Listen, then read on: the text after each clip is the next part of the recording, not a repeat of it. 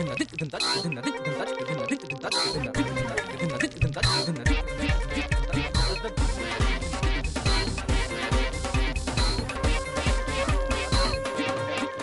علیکم خواتین و حضرات، وقت ہے حسب حال کا. میں ہوں آپ کا میزبان جنید سلیم اور شو میں میرا ساتھ دیں گی ناجیہ اور ہم سب کو بہت عزیز عزیزی. السلام علیکم. السلام علیکم ناظرین. چھٹیوں کو ترسا ہوا پنکچول اپنی ڈیوٹی پہ بر وقت پہنچنے والا، جی جی کبھی نہ چھٹی کرنے والا ریگولر آپ کا خدمتگار ایئی حائر ہے. چندہ مانگنے لگے ہو یار اس طرح کی بات نہ کر دیا کرو کہ ایک دم سارا ایئی دانشور ہیرو ہی ہو جائے. یہ دانشور والی باتیں کر رہے تھے تم. چھٹی مانگنے لگا ہفتے کی مجھے چھٹی دے دو نا. ہائے ہائے ہائے ہائے یار جتنی گرمی پڑ رہی ہے نا میرا دل کر رہا ہے برف والے گولے چوسنے کو.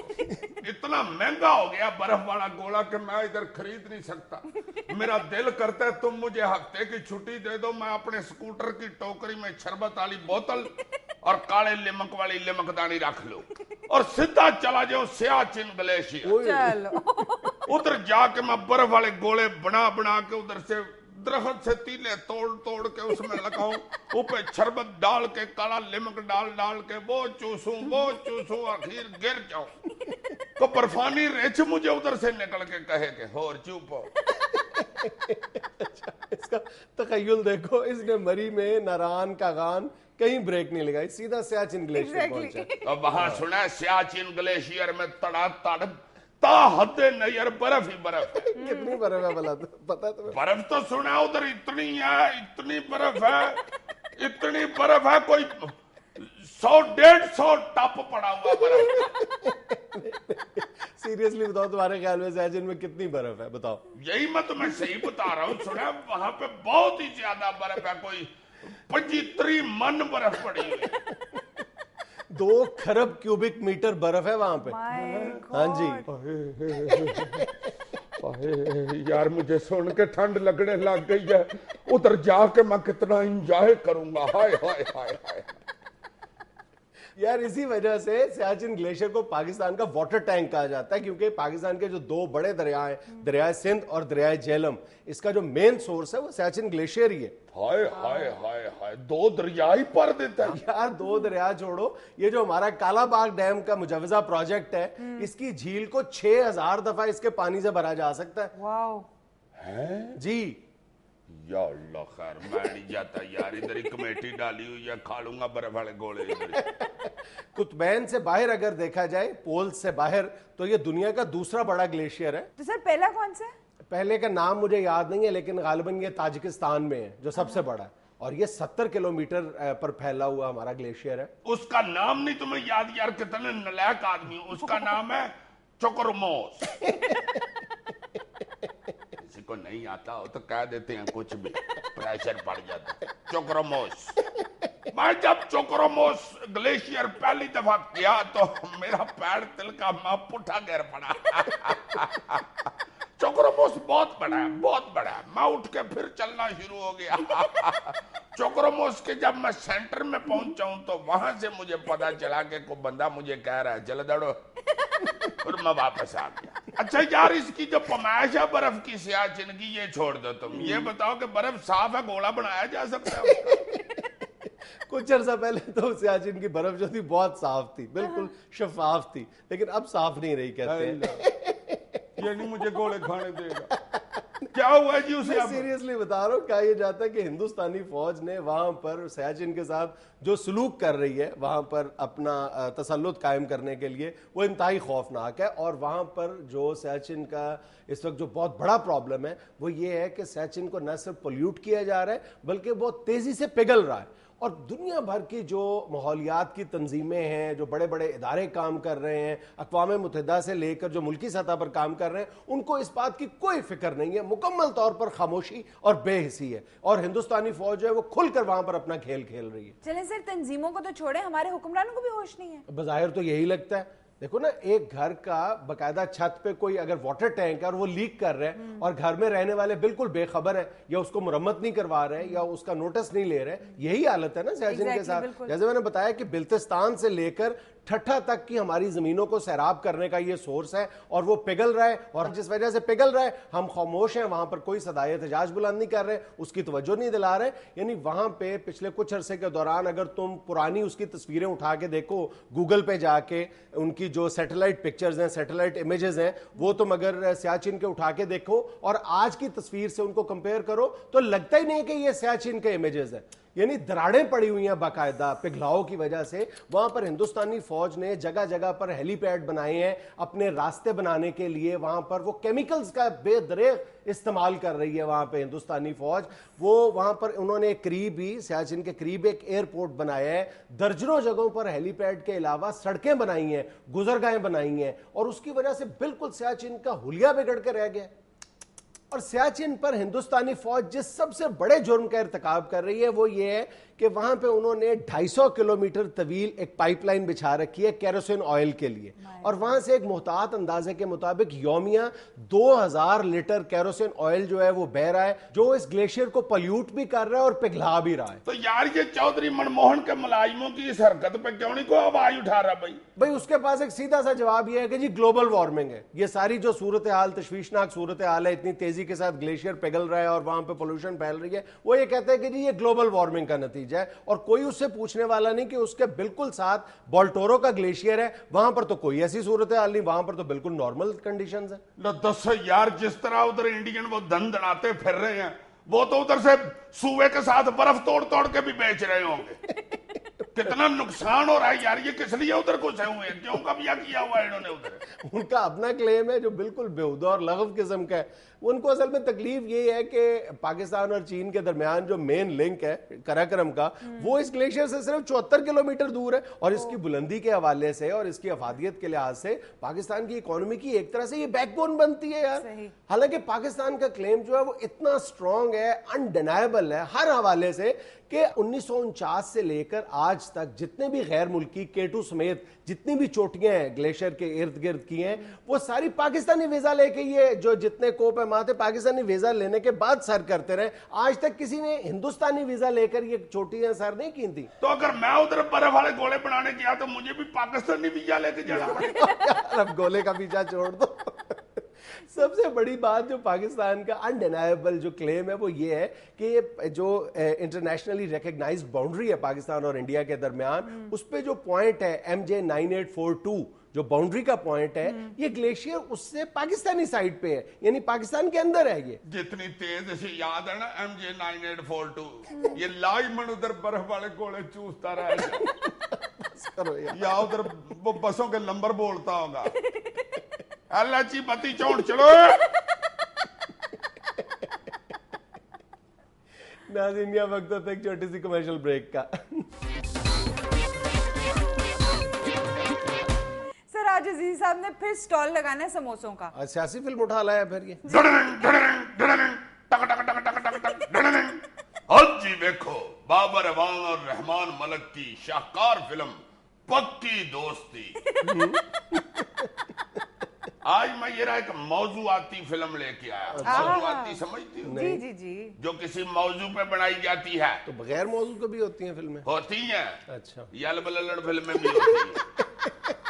یہ پچھلے دنوں شور نہیں پڑا تھا یار, بابر اعوان صاحب اور رحمان ملک صاحب نے اپنے سارے اختلافات بلا کے پکی دوستی کر لی ہے, ایک دوسرے کی بڑی راج کے تعریفیں کی ہیں. ہاں, انجمن ستائش باہمی بنا لی. بس میرا فلم پروڈیوسر وہاں پہنچ گیا اور اس نے فلم مجھے بنا کے پکڑا دیا کہ لا یار یہ اس دفعہ تو یہ فلم ہی چلا, یہ طرح صدقے جاؤ. ارے واہ میرے جینیس بابر اعوانا, تیری تعریف کا کیا پڑھوں ترانہ, تو نے مجھے صحیح پہچانا. تیری بلندیوں کو چھوتا ہے بس گیسی پکانا. چوڑیاں گروپ کو خوب بناتا ہے نشانہ. اپوزیشن کے لیے تو ہے ایک تھانہ, بس پریزیڈنٹ ہاؤس تھوڑا زیادہ ہے آنا جانا. اصل پرابلم یہ ہے. لیکن میرے اس جملے سے نہیں گھبرانا, ہم دونوں کا وہیں لکھا ہے آب و دانا. اب تجھ سے کیا چھپانا, تو بھی کم نہیں رحمان ملکا, تجھے سب پتا ہوتا ہے کل کا. تیرا اقتدار کبھی نہیں ڈھلکا، اور جب تو بیان دے کے مسکراتا ہے ہلکا ہلکا ہلکا، جیو ملکہ جیو ملکہ، اب تیرے ہاتھ میں ہاتھ ہے، مستقبل ہمارا ساتھ ہے، یہ ساتھ نہیں ایک دو پل کا، میں بھرا برتن اور تو چھلکا، میں پائپ تو نلکا، جیو ملکہ جیو ملکہ۔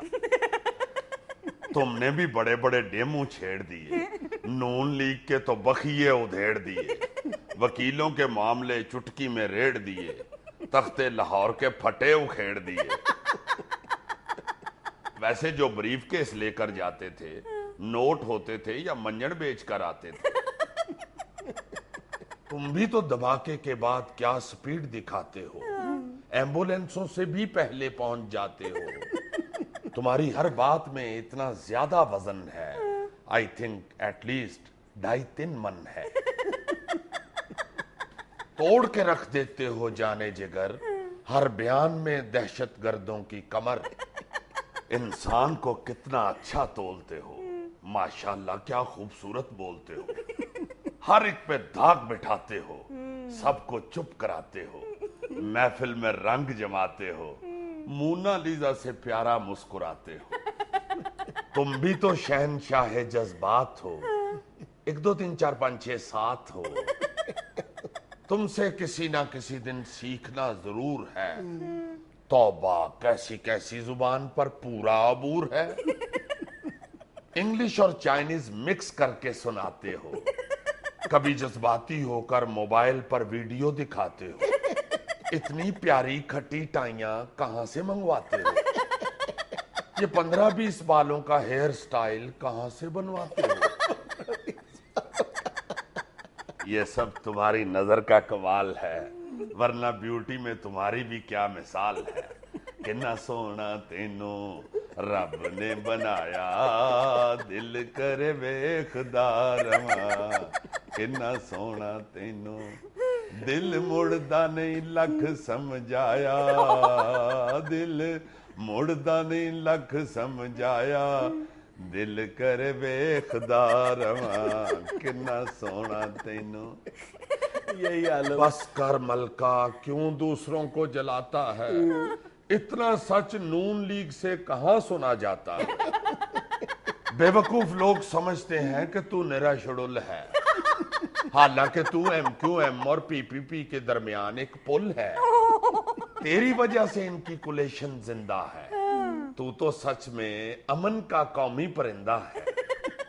میں تو بس اتنا ہی کہوں گا، مینوں تیرے جیا سونا ہور لب دانا، بیٹھی رہواں تیرے کول رو رج دانا، مینوں تیرے جیا سونا ہور لب دانا۔ واہ کتنے سمارٹ اور پھرتیلے ہو، شہباز شریف سے کہیں زیادہ سریلے ہو، ہماری دوستی دیکھ کے لوگ ہمیں عظیم انسان کہنے لگے ہیں، تجھے بابر ملک اور مجھے رحمان اوان کہنے لگے ہیں، یہ تو 2 جسم ایک جان ہوتے ہیں، ملک بھی تو اوان ہوتے ہیں، تیرا میرا ساتھ پتہ ہے کیسا ہے، وابڈا اور لوڈ شیڈنگ جیسا ہے۔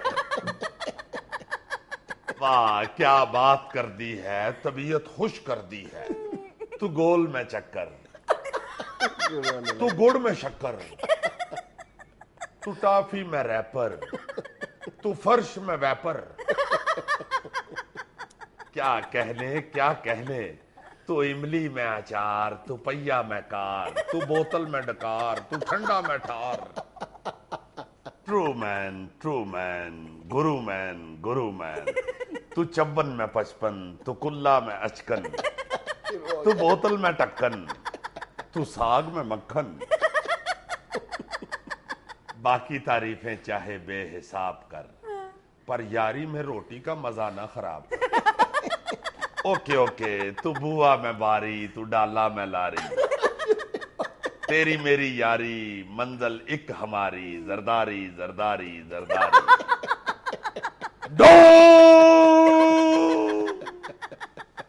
ناظرین ایک چھوٹا سا وقفہ۔ छोटे समोसे, बड़े समोसे, तारीफी समोसे, दोस्ती समोसे, मिक्स समोसे, चटनी वाले समोसे।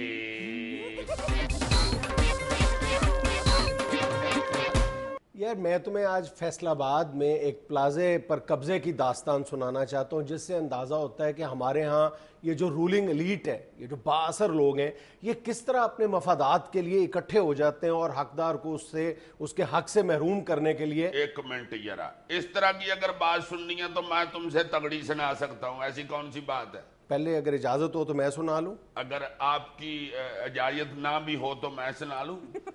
तुम्हें कैसे पता है कि तुम्हारी बात ज्यादा तगड़ी है? सुन के देख लो। अच्छा सुनाओ। लो जनाब, जेलम में एक शदाब रोड के ऊपर 2 कनाल की कोठी है, पीटीडी की ये प्रॉपर्टी है। अच्छा, ठीक है जी। ये राजा शमीम साहब एक भाई साहब थे, वो इसका PT1 अदा करते थे। PT1 टैक्स होता है, एक्साइज को देते हैं। हाँ, उससे पता है ये यार। पता चलता है कि यही इसका भाई जी मालिक है। अच्छा। लो जनाब, ये राजा शमीम साहब ने 2001 में ये प्रॉपर्टी जो है ना, वो जो PT1 है, वो अपनी बीवी जीनत शमीम के नाम कर दिया। अच्छा। फिर वो उसका टैक्स अदा करना शुरू हो गई। ये 4 करोड़ की कोठी है, ये जरा येण में रखना, कहीं समझो कि 2-3 पर लेखा चीज हो गया। लो जनाब, ये हंसी मेरी अपनी है, ये उसमें नहीं है। लो हजूर, 2001 में जीनत बीबी ने टैक्स देना शुरू कर दिया और मुसलसल टैक्स देती रही। लो जनाब, 22/6/2010 को राजा शमीम साहब फौत हो जाते हैं। जाहिर है सब ने जाना। इनके एक भाई हैं जो आजाद कश्मीर के एडिशनल चीफ सेक्रेटरी रिटायर हैं। तुम बड़े अपने को तगड़े बंदे लेके आए हो, मैं तुम्हें सुनाता हूं तगड़ा बंदा क्या होता है। लो जी, ये रिटायर एडिशनल चीफ सेक्रेटरी साहब ने 22/2/11 को PT1 में अपना नाम का अंदराज करा लिया। अच्छा जी हजूर, बोगस कागजात बनवा के अपने नाम का करा लिया अंदराज। ये तो तकरीबन नामुमकिन बात है यार। हुई है तो सुना रहा हूं यार, मैं पल्ले से सुना रहा हूं, मुझे अगलों ने बताया तो सुना रहा हूं। लो जनाब, उसके बाद से शुरू हो गई आहो बका जीनत बीबी साहिबा की। जाहिर है वो जीनत शमीम साहिबा ने director general excise and taxation को दरखास्त दी कि भाई साहब ये क्या जुल्म हुआ है जनाब, देखे तो सही यही हो रहा है। लो जी, DG एक्साइज एंड टैक्सेशन साहब ने, साहब साथ ओहदे के भी कहना चाहिए था, उन्होंने जनाब एक इंतहाई ईमानदार ETO को तैनात कर दिया इस फैसले के लिए कि सारी इन्वेस्टिगेशन करो और ठीक फैसला होना चाहिए। खबरदार। वो ETO ने वाकई ठीक फैसला कर दिया। उन्होंने पता नहीं, हमें उस वक्त गुस्से में कहा था। ETO साहब ने जनाब वाकई ईमानदार बंदे थे, उन्होंने फैसला किया कि जी भाई साहब, ये जो जीनत बीबी के कागजात है ना, ये ठीक है। ये जो एडिशनल चीफ सेक्रेटरी साहब रिटायर साहब लेके फिर रहे हैं ना कागजात, ये बोगस हैं और सारे फ्रॉड पर मबनी है। मबनी मीन इनमें फ्रॉड पाया जाता है।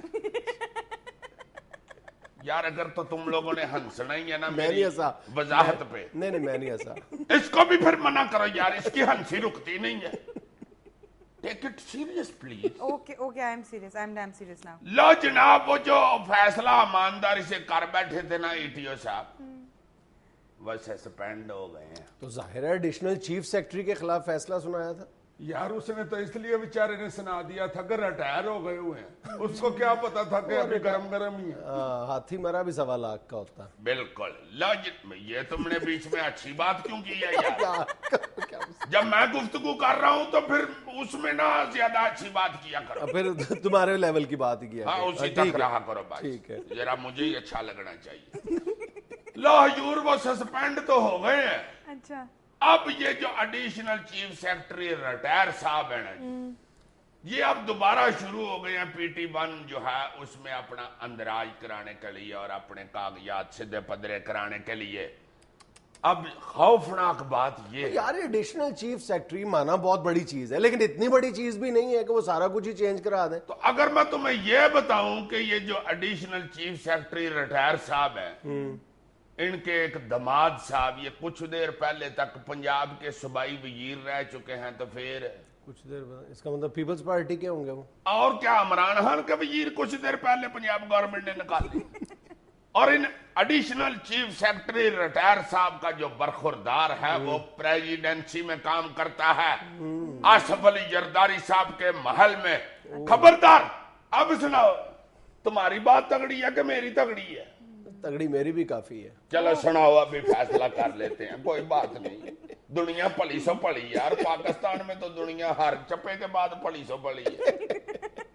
میں جو تمہیں بات بتانے لگا تھا وہ یہ ہے کہ تم نے کچھ عرصہ پہلے ایک فیصل آباد کے ایم پی اے کا ذکر کیا تھا جنہوں نے ایف اے سے پہلے بی اے کر لیا تھا, یاد ہے؟ خواجہ اسلام. ہاں خواجہ اسلام. تم نے تو خواجہ صاحب کی صرف ڈگریوں کا رونا رویا تھا نا, خواجہ صاحب کے اور بھی بڑے کارنامے ہیں. اللہ خیر کرے کو گلیل سے امرود پھینک لیتے. 2005 میں فیصل آباد میں ایک بہت بیش قیمت پلازا تعمیر ہونا شروع ہوا تھا. ٹھیک ہے, جو پلازے کے مالکان تھے انہوں نے یہ جو ظاہر ہے بتایا نہیں جاتا لیکن ایکچولی یہی ہوا ہوگا کہ یہ جو پلازے کی تعمیر کے دوران اور اس کے بعد جو ٹیکنیکل معاملات درپیش آتے ہیں آپ کو ضرورت پڑتی ہے ایک اثر و رسوخ رکھنے والے آدمی کی. ٹھیک ہے, ان کی نظر خواجہ اسلام صاحب پر پڑی اور خواجہ صاحب جو تھے وہ ان کے قریبی عزیز بھی بتائے جاتے ہیں. خواجہ صاحب نے شروع میں یہ طے کیا کہ ٹھیک ہے آپ میرا نام استعمال کریں, میں اس میں سے 5+5 10% کا آپ کے پروفٹ میں حصے دار ہوں گا. انہوں نے کہا ٹھیک ہے. ان کو یہ سودا آسان لگا, انہوں نے شامل کر لیا. انہوں نے کہا ہوگا نا کہ تگڑا پائی ہمارے کام شام ہوتے رہیں گے. بالکل. جی کو کیا بتاتے ہو, یہ کیا دیسی چوچے بیچتے ہیں. 1 یا 2 سال کے بعد جب خواجہ صاحب کو پروفٹ آنا شروع ہوا تو خواجہ صاحب کو محسوس ہوا کہ 90% زیادہ ہے, 10% کم ہے. خواجہ صاحب نے بڑھا کر اس کو 15% کر لیا. اچھا ٹھیک ہے. پھر خواجہ صاحب کو احساس ہوا کہ صرف پروفٹ پہ شیئرنگ کافی نہیں ہے. کرتے کرتے انہوں نے 3 یا 4 سال کے اندر جا کے انہوں نے جعلی کاغذات بنوائے اور انہوں نے پلازے کی رجسٹری اپنے نام کروائی. Good achievement. جی آگے تو سنو. 2009 میں پلازے کا جو مالک ہے وہ عدالت میں چلا جاتا ہے اور ساری جا کے جال سازی ہے اس کا بھانڈا پھوڑ دیتا ہے. عدالت یہ فیصلہ کرتی ہے کہ آئندہ کے بعد, بلکہ خواجہ صاحب عدالت کو یہ یقین دہانی کراتے ہیں کہ میں آئندہ سے اس پلازے کے معاملات میں مداخلت نہیں کروں گا. Good decision. کسی وقت بھی ایمان جاگ سکتا ہے. ہاں لیکن پھر 2010 میں ان کا پھر ایمان سو جاتا ہے اور وہ یہ دعویٰ کر دیتے ہیں کہ مجھے 7 کروڑ روپیہ ادا کیا جائے جو میرا پچھلا منافع رہتا ہے. اچھا. پھر ان کا جھگڑا بڑھتا چلا جاتا ہے تو موصوف یہ کرتے ہیں کہ اپنا تمام تر اثر و رسوخ استعمال کرتے ہیں, مقامی تھانے کا ایس ایچ او اپنی مرضی کا وہاں پر تعینات کرواتے ہیں اور عدلیہ میں ہاتھ پاؤں مارتے ہیں. الٹیمیٹلی وہ یہ کرتے ہیں کہ وہ اس پلازے کو سیل کرا دیتے ہیں. پھر یہ جو پلازے کے مالکان ہیں عدالت کا رخ کرتے ہیں, سیل کھلواتے ہیں, لیکن ابھی بھی تمام پورے فیصل آباد میں یہ بات مشہور ہے کہ خواجہ اسلام صاحب اور ایک صوبائی وزیر جو بہت زیادہ اثر و رسوخ رکھتے ہیں ان کے دباؤ کی وجہ سے یہ پلازا دوبارہ کسی بھی وقت بند ہو سکتا ہے. پورے اس بازار میں اس کی دہشت پھیلی ہوئی ہے. واہ رے واہ. لو جی اپنا وزیر اعلیٰ جناب محترم میاں شہباز شریف صاحب, حضور آپ نے ایک بہت اچھا نعرہ مارا تھا, قبیہ گروپوں کو کیفر کردار تک پہنچائیں گے. صحیح. اللہ تعالیٰ آپ کو ہمت دے, حوصلہ دے اور آپ اس میں کامیاب ہوں جناب. اسی زمرے میں 2 ہم نے آپ کو کیس سنائے ہیں. ہم نہیں کہتے کہ کون سچا اور کون جھوٹا ہے. انڈیپینڈنٹ انکوائری ہونی چاہیے حضور اس کی, اور انڈیپینڈنٹ انکوائری بھی ایسی ہونی چاہیے کہ صحیح انڈیپینڈنٹ ہو, یہ نہ ہو کہ جب فیصلہ آئے تو انڈی ادھر پڑی ہو اور پینڈنٹ ادھر پڑی ہو. ناظرین یہاں ملیں ایک چھوٹی سی کمرشل بریک, ہمارے ساتھ رہیے گا. جی صاحب پیش کیجئے اپنی البم.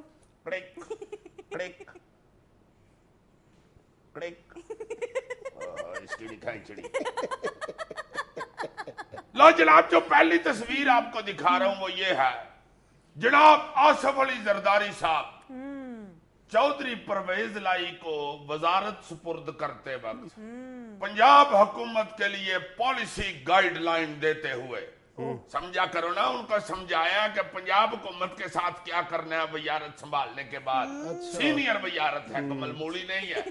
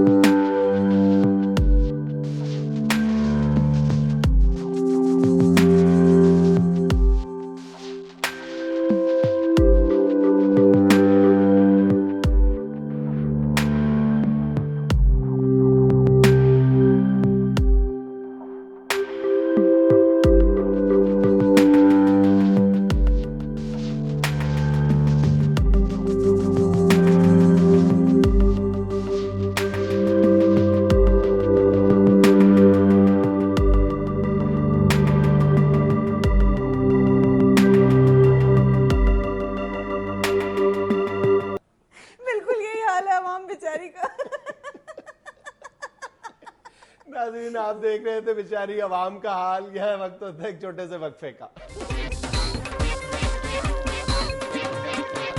अमेरिका से डरने की पॉलिसी खत्म की जाए, कौमी असेंबली और सेनेट में बहस। शाबाशी, ये किस चीज पे बहस कर गए, हमें टाइम जाया कर रहे हैं। यार ये अमेरिका से हमको पॉलिसी बना के डर रहे हैं। डर तो डर होता है, निकल जाता है बंदा आराम से बैठा हुआ, ये क्या है, निकल जाता है बंदा। ये अमेरिका और बीवी से डरना हमारी पॉलिसी नहीं, जबिल्लत है। यू नो जबिल्लत, जो पैदाइशी बंदे के अंदर होती है। बीवी से भी बंदा हमें डर जाता है, वो बीवी से पॉलिसी बना के तो नहीं ना डरता। बीवी बात डरा देती है, एकदम डोई जो ऊंची कर देता है, ऐसे ही होना है ना, और क्या हो सकता है। बीवी को तगड़ी तो नहीं ना होती, बस डर जाता है बंदा। ये आदत होती है, जैसे बीवी चूहे से डर जाती है। हालांकि चूहा जो है बेचारा, उसने को पिस्तौल तो नहीं रखी होती, डर जाती है बस। मैं तो कई दफा दुआ करता रहता हूँ कि या अल्लाह मैं चूहा ही होता, या अल्लाह मैं चूहा ही होता, या अल्लाह मैं चूहा ही होता। एक बारी तुम्हारी परजाई भी कहती है कि क्यों, मैंने कहा तुम डरती चूहे से हो। बस उस दिन से वो जब भी चूहा देखती है, जुत्ती उतार के उसके पीछे दौड़ती है, खलो जी तेरा नाश हो गई। ये जो अमेरिका है ना, ये या हमारी बीवी है तो या चूहा है। बीवी हमारी ये हो नहीं सकता, क्योंकि हम हैं तो गैरतमंद लोग। उन लोगों में से नहीं है जो वेले बह के बीवी से लेके खाते हैं। ये चूहा ही है यार अमेरिका, इसको डराने के लिए हमें खुद बिल्ला बनना पड़ेगा। सियासत में वापसी का फौरी इरादा नहीं, साबिक वजीर आजम शौकत अजीज का गैर मुल्की जरीदे को इंटरव्यू। ओए होए होए होए, देखो यार ये इन्होंने क्या कह दिया शौकत अजीज साहब। यार ये सियाती है, रोज इधर जुलूस निकल रहे हैं, लोग एक दूसरे को इट्टे मार रहे हैं कि शौकत अजीज को वापस बुलाएं। नारे मार मार के लोग थक गए हैं। शौकत अजीज वापस आओ और खाओ और खाओ, शौकत अजीज वापस आओ और खाओ और खाओ, स्टील मिल का पा लगवाओ, वापस आओ वापस आओ, बाजा फड़ के डांस दिखाओ, वापस आओ वापस आओ। यार ये तो इन्होंने इनकार करके तो बेड़ा गर्क कर दिया आवाम की किस्मतों का। यार यहाँ तो सफे मातम बिछ जाएगा। खुदा के वास्ते इनको यार रिक्वेस्ट करो वापस आ जाए, बड़ी मेहरबानी इनकी यार। हाय हाय, क्या जरूरत पड़ गई है शौकत अजीज की? यही तो मैं परेशान हो रहा हूँ कि उन्होंने बयान किस लिए दिया है। कोई जुलूस न्यूयॉर्क की तरफ चल पड़ा था शौकत अजीज साहब को लेने के लिए, या लंदन और अमेरिका के दरमियान को बंदा दौड़ रहा था कि कहाँ हो वापस आ जाओ, या यहाँ ट्रकों और बसों के पीछे लिखा गया है तेरी याद आई तेरे खाने के बाद। यहाँ तो यार एट पुटो तो नीचे वजीर आज़म बनने के लिए तैयार बैठा हुआ है। हमारे महल्ले का काउंसलर जो अब बेचारा काउंसलर भी नहीं रहा, सिर पे मेहंदी लगा के बाहर अपनी पौड़ी पे बैठा होता है थड़े पे, वो मुझे कई दफा तड़ी लगा चुका है। ये बंदा बन जा, सलाम करके गुजरा कर, मैं किसी वक्त भी वजीर आज़म बन सकता हूँ। ये मेहंदी धोते हुए मुझे को देर नहीं लगनी। अच्छा वो जुमला ठीक करो, वो जुमला ये है कि तेरी याद आई तेरे जाने के बाद। वो शेर का पहला मिसरा था जो अयूब खान साहब के लिए कहा गया था। ये शेर का दूसरा मिसरा है जब शायर को 3 टाइम का फाका आया था, ये उस वक्त उसने लिखा।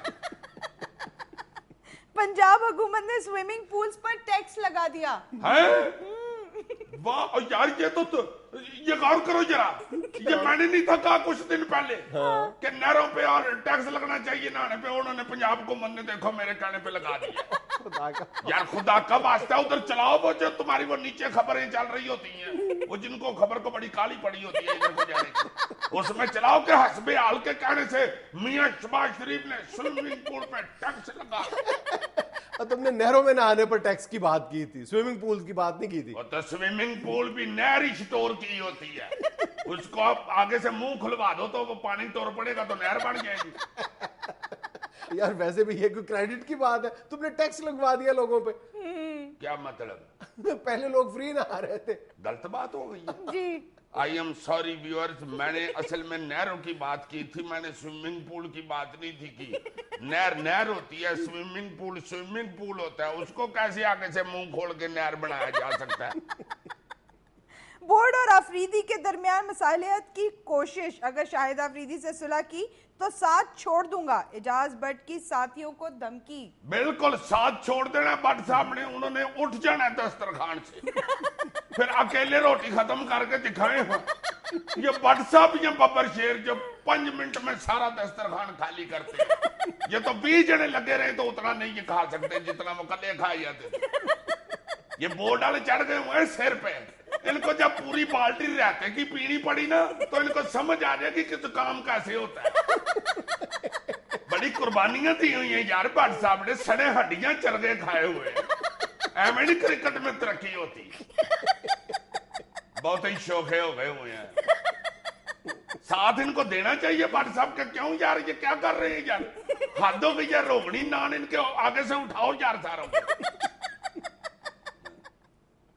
लाहौर चिड़ियाघर के 2 शेरों को पंजाब यूनिवर्सिटी ने गोद ले लिया, सालाना 12 लाख रुपए अदा करेगी। पंजाब यूनिवर्सिटी ने? जी शाबाश। पंजाब यूनिवर्सिटी पहले अपने से आपे तो भुगत ले।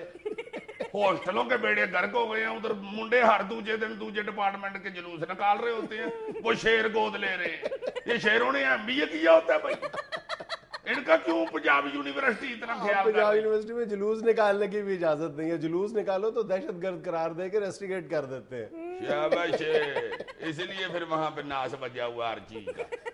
नहीं तो ये जो शेर गोद ले लिया, पहले रीमा ने हिरण गोद ले लिए थे, ये चिड़िया घर में सारे जानवर इन्होंने यतीम ही भर्ती किए हुए हैं। कोई ऐसा वाली वारस नहीं उधर इनका जो खुद उनको बेचारे को रोटी पानी पूछ लिया। बाहर से ले लेके सारे खा रहे हैं जानवर। ये चिड़िया घर नहीं, ये तो पाकिस्तान ही बन गया सारा। अजीज साहब ये क्यों कह रहे हैं आप? तुम्हें नहीं ना पता? हाँ इसे पता है यार, मैं हो के आया हूँ कल चिड़िया घर से, बड़े दिनों के बाद गया हूँ, बल्कि कई जानवर मुझसे नाराज भी हुए हैं। पाए कितने सब पाए, हैरान हो गया मैं, इतनी उधर आदत पड़ गई है जानवरों को गोद लेने की। सारे जानवर कतबे लिख के खड़े थे, हमें गोद लिया जाए, खुदारा हमें गोद लिया जाए। हाथी नामराद भी कतबा भर के खड़ा था। और मैंने कहा तुझे गोद लेके किसी ने अपनी गोद तड़वानी है? पता चले जी हाथी को अजीजी ने गोद ले लिया और काका खड़ाते हुए अजीजी काके के नीचे आके कुचला गया। वो बनमानस इतना खोचड़ है, वो 28 साल का हो गया हुआ है देखो, तो कतबा पकड़ के ना मुझे गोद लिया जाए तो मुंह में अंगूठा लेके बैठा हुआ था।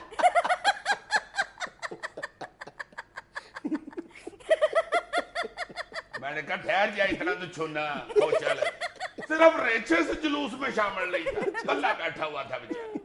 और मैंने कहा तुम नहीं इस जुलूस में शामिल? कहता ये मुझे किसी ने गोद लेना है यार, आज बाद मैं रोज जर्स पीता हूँ, मेरा किसी ने नशा पानी नहीं पूरा करना तो मैं किस लिए किसी की गोद में घुस जाऊं? मैं यही ठीक हूँ बस। ये चाची तुम्हारी फौत होगी ना तो बाकी की जिंदगी इसकी कब्र पे गुजार दिया करो। वहां कब्रिस्तान सुना है बाबा, नशा पानी मिल जाता है।